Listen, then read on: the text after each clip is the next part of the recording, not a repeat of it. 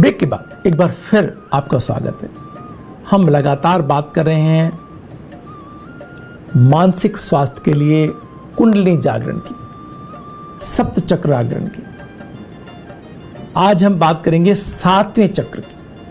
इसे सहस्त्रार चक्र या क्राउन चक्र भी कहा जाता है। सहस्त्रार चक्र में मस्तिष्क के ऊपर ब्रह्मरंध्र के अंदर ये स्थित है।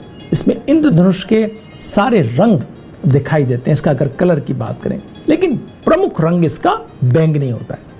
इसे 1000 पंखुड़ियों वाला कमल कहते हैं। सहस्त्रार चक्र मस्तिष्क के ऊपर ब्रह्मरंध्र में उपस्थित है। 6 सेंटीमीटर व्यास के एक अध खुले कमल के फूल के समान ये होता है। ऊपर से देखने पर इसमें कुल 972 पंखुड़ियां दिखाई देती हैं।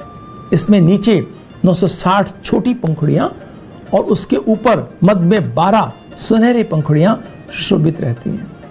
इसे 1000 पंखुड़ियों वाला कमल कहते हैं। इसका चिन्ह खुला हुआ कमल का फूल है, जो असीम आनंद के केंद्र में होता है। इसके देवता श्री भगवान शिव है और बीज मंत्र ओम है। वैसे तो ओम पूरे हमारे जो ये ऊर्जा का हम जिसकी बात कर रहे हैं कि शरीर में एक आप अपने इन 7 चक्रों को ऊर्जावान कर सकते हैं, अपने शरीर को नई ऊर्जा दे सकते हैं। जैसे अब एक घर की हमने परिकल्पना करी कि उसको जैसे इलेक्ट्रिसिटी प्रोवाइड कराई जाए, जिससे हम पंखा भी चला सकते हैं, एसी भी चला सकते हैं, हमारा फ्रिज भी चला सकते हैं, ठंडा रखने के लिए भी, और हीटर चला सकते हैं गर्म करने के लिए भी। हर चीज़ जैसी चाहे वैसी इस ऊर्जा का हम उपयोग कर सकते हैं। अगर इलेक्ट्रिसिटी हमारे घर में उसका सही हमें अगर हमें रूट मिल जाता है, तो वैसे ही हमारे शरीर रूपी घर के अंदर अगर ये ऊर्जा सही तरीके से हम इसका संयोजन कर लें, तो हम तमाम तरह की इस शरीर रूपी मशीन का सही उपयोग कर सकते हैं, अगर हम कर पाते हैं तो इसे। तो ओम इन 7 चक्रों का मंत्र है। किसी और अलग मंत्र की आवश्यकता नहीं, केवल एक ध्वनि लगभग हर चक्र के लिए एक ही मंत्र काफी है, लेकिन अलग अलग मंत्रों के लिए ज्यादा प्रभावी अलग अलग शब्द भी मौजूद हैं। इस चक्र में ऐसे लेकर क्षय तक की सभी स्वर और वर्ण ध्वनि उत्पन्न होती हैं। इस चक्र को सक्रिय करने के लिए उपयुक्त भोजन अनशन या अंग्रेजी में कहें तो फास्टिंग है, यानी कुछ भी नहीं खाना इसका भोजन है। आप व्रत ही इसका भोजन है, यानी कोई भोजन नहीं। सहस्त्रार चक्र पिट्यूटरी और पिनियल ग्रंथि का आंशिक भाग से थोड़ा संबंध रखता है। ये मस्तिष्क के ऊपरी हिस्से और दाईं आंख को नियंत्रित करता है।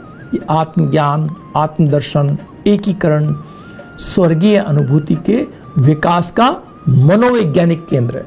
यह आत्मा का उच्चतम स्थान है। इस चक्र को देखकर व्यक्ति के स्वभाव और चरित्र का अनुमान लगाया जा सकता है। अच्छा योगाभ्यास करने वाले साधक का चक्र ओजस्वी और चमकदार होता है। सच्चे स्वप्न देखने की क्षमता साधारण व्यक्ति में भी आ जाती है इस चक्र के विकसित होने पर। सहस्त्रार चक्र में लचीलापन है, तो इसका मतलब है कि व्यक्ति आसानी से अपनी आत्मा को शरीर से निकालकर कहीं अयंत्र ले आ सकता है। नीचे के बाकी 6 चक्रों से बिल्कुल अलग यह एक अति विशिष्ट और उन्नत चक्र है। ये ईश्वर धाम और मोक्ष का द्वार है।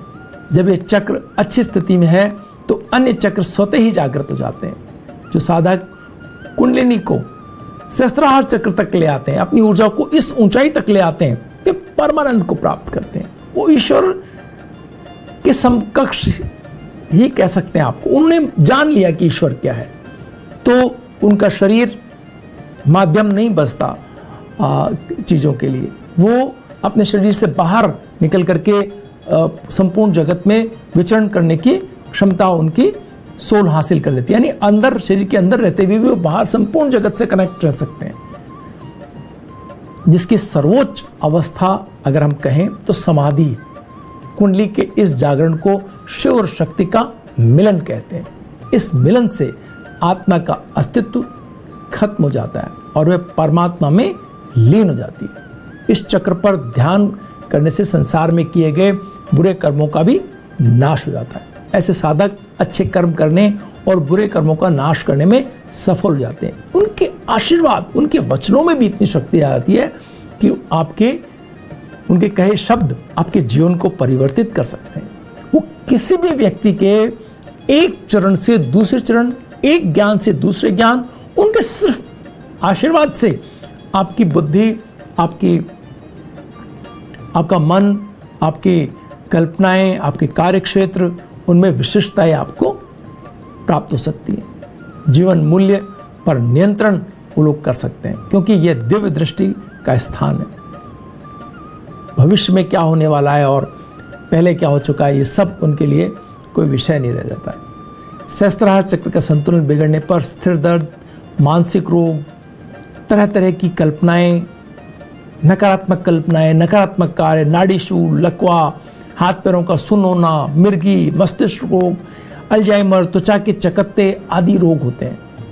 सहस्त्रार चक्र को जागृत करने के लिए अनुलोम विलोम, सुखासन, मकरासन और शवासन करने पर आप इस ऊर्जा को, अपनी जो आपने ऊर्जा बनाई है अपने मंत्रों के माध्यम से, अपने खान पान और अपने